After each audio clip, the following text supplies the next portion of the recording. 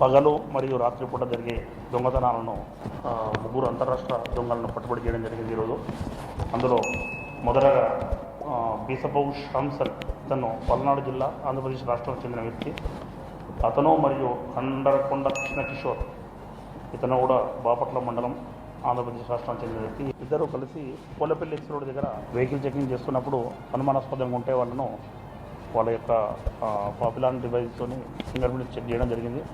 వాళ్ళు గతంలో దొంగతనం చేసిన నేరస్తులుగా గుర్తించడం జరిగింది. మొదటగా వాళ్ళిద్దరిని అదుపులోకి తీసుకొని విచారిస్తే షాంసన్, ఇతను గతంలో డే అండ్ నైట్ దొంగతనాలు మరియు డిక్కీ అఫెన్సెస్ అన్నీ కలిపి 9 దొంగతనాలు చేసినట్లు ఒప్పుకోవడం జరిగింది. అతనితో పాటు కృష్ణకిషోర్, అతను 3 నేరాలు, ఆ 3 కూడా డిక్కీ అఫెన్సెస్ చేశాడు, డిక్కీ నేరాలు.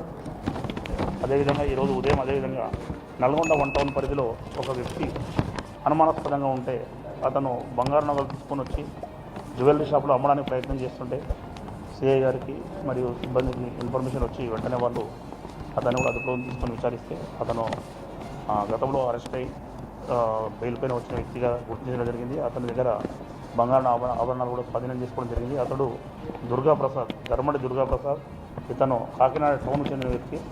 ఇతను కూడా గతంలో కేసులలో జైలుకి వెళ్ళి వచ్చాడు.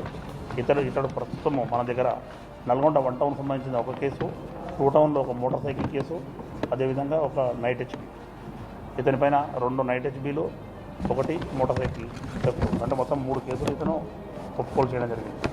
వీళ్ళ ముగ్గురు కలిసి టోటల్గా ఇప్పుడు మనకు 13 అఫెన్సెస్, 13 నేరాలు ఒప్పుకోవడం జరిగింది. మొత్తము వీళ్ళ దగ్గర 115.5, అంటే దాదాపు 11.5 తులాల బంగారు ఆభరణాలు, అదేవిధంగా 300 గ్రాముల వెండి, అంటే 30 తులాల వెండి ఆభరణాలు, ఒక మొబైల్ ఫోన్, ఒక బైక్ స్వాధీనం చేసుకోవడం జరిగింది.